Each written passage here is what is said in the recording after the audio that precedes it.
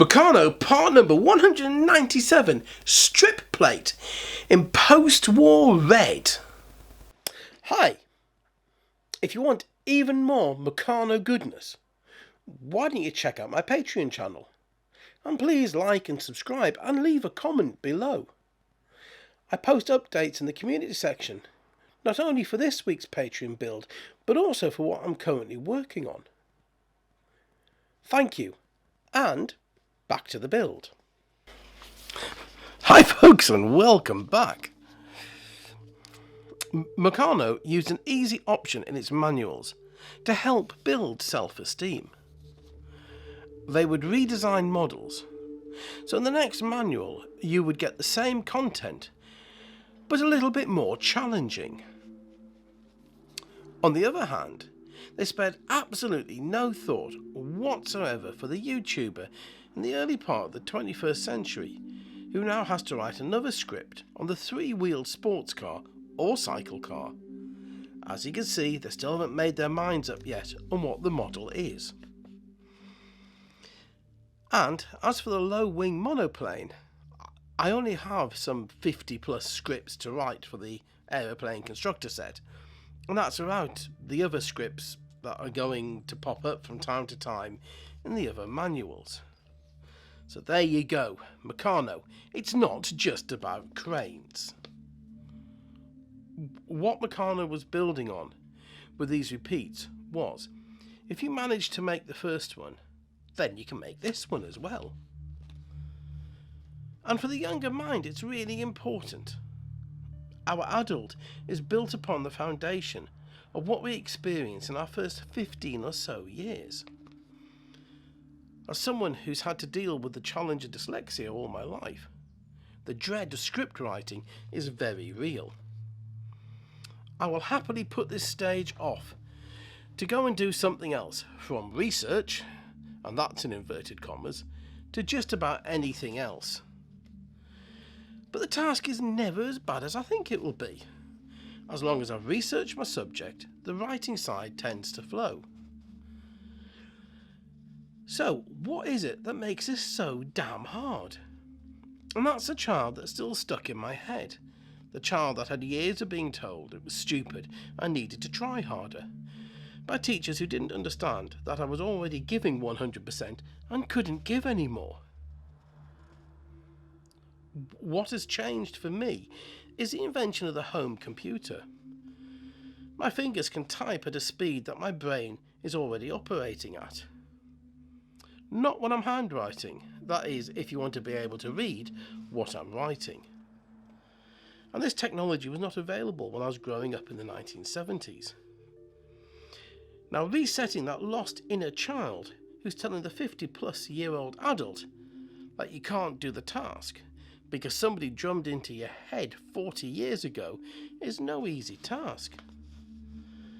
After all, I've written over 50 of these scripts, which is around 100,000 words or so I should be able to reset that negative thought pattern.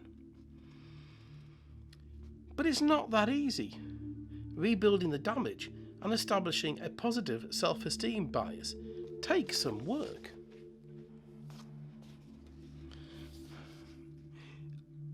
This Low Wing Monoplane model is visually a better model. The first one that I built in video number 8 was a very crude affair. Even this model's not much better, but at least it looks more like the real thing than the first one did. But it's not much better. And in the late 1960s and early 1970s, Meccano was standing up to Lego, amongst others. Airfix and Matchbox model kits were giving us a very good range of model aircraft, but they weren't very playable with. Dinky, on the other hand, were very playable with. And Zamac casting had improved so much from the early years, where at last they'd got the ratio of the ingredients correct, and the zinc had stopped causing the warping effect you now see on so many early Dinky and Mimic castings on eBay. But for all that, it's still a nice model, just maybe not a ceiling hanger. And I still would say it's not a patch on the aeroplane constructor set, but then I'm a complete fanboy of the set, and somewhat sad to say.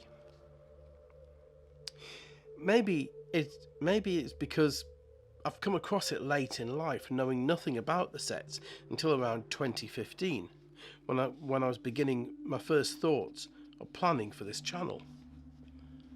But either way, the models are about playability, and to coincide with the 1930s set, you also have the Biggles books by Captain W.E. Johns that fit perfectly with the builds. The main reason the sets were phased out post-World War II, I think, is the complete revolution in aeronautical engineering during the war. We started the war with biplanes operating as frontline fighters still, and ended the war with jet engines and rocket-powered interceptors. The Low Wing Monoplane of this build is no longer the leading edge of engineering and science, but for all that, it's still a nicer model to make than the first one. I don't have fingers that are designed to do very tight spaces. And the language that is recorded during the build is not airable on YouTube. Well, not if I want to keep the channel going. The three-wheeled sports car or cycle car. When I was 18 and learning forestry as a potential career path, I worked with a man called Sandy. Sandy was all of 6 foot tall and around 20 stone in weight. His wife was about 5 feet and about the same weight. They were the greatest true northeastern English you can get. Nothing was impossible. Nothing fazed them. The worst could happen and they would be there to help fix it. The stoical sense of right and wrong that's beginning to disappear from society now flowed through everything they did and said. Matched with a wicked sense of humour that they both had. Sandy's work car was a Mark I Land Rover that I swear he could have got to the top of Mount Everest if the mood had taken him.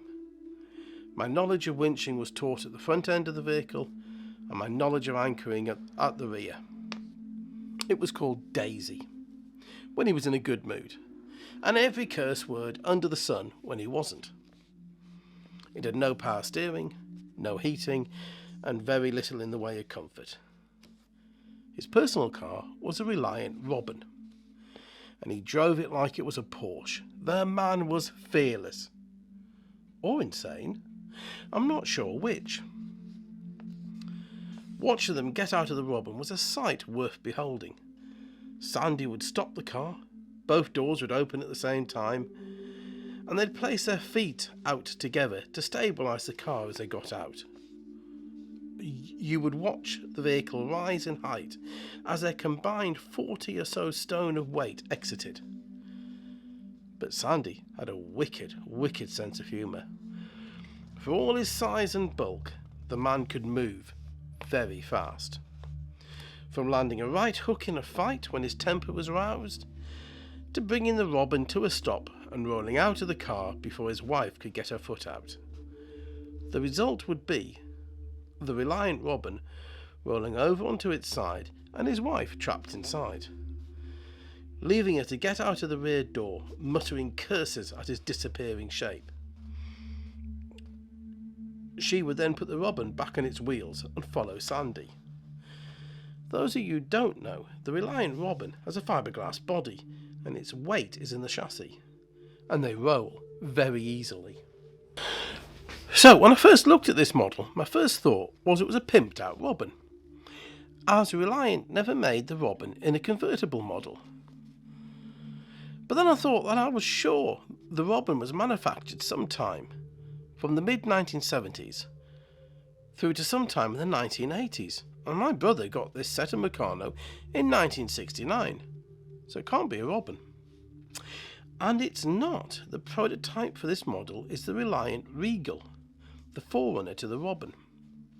It was manufactured from 1952 to 1973. Out of interest, That's when the Robin took over, and it was manufactured in the Mark I style till 1981. A number of the early models came with a soft top option, maybe trying to connect to the heritage of the three-wheeled MGs that had come before. And I feel this model captures the look of a Mark I convertible from the mid-1950s very well. The early Mark Is and IIs used aluminium for the side panels, but as the price of the metal rose during the 1950s, they began the process of swapping the panels one by one to glass fibre, until by the latter part of the decade the whole body shell was made of glass fibre. This allowed Reliant to maintain a lower body weight to power ratio, and as the cost of fuel rose in the 1970s, the design was able to use lower powered engines that had better miles per gallon. The Regal is somewhat famous in the forms of Del Boy's van from Only Fools and Horses and Mr. Bean's nemesis in the form of the blue Regal that always seems to come off second best against his Mini. But why the love affair of the British public and the weird and somewhat quirky three-wheeled Reliant? Quite simple. Money, law and taxes. The Regal wasn't a car. It was legally classified as a tricycle, and therefore you could drive it on a motorcycle licence, which was easier to get and cheaper. Until 1957, you had to renew your driving licence every year. After 1957, your licence lasted for 3 years. And then in 1973, the law changed again, and your licence lasted until your 70th birthday. By the end of the decade, the price of petrol had doubled due to the Suez crisis. So the more economical engine began to make a difference in the average person's wallet. By the time of my childhood, the Reliant range of vehicles was seen as weird, and not in a good sort of way either.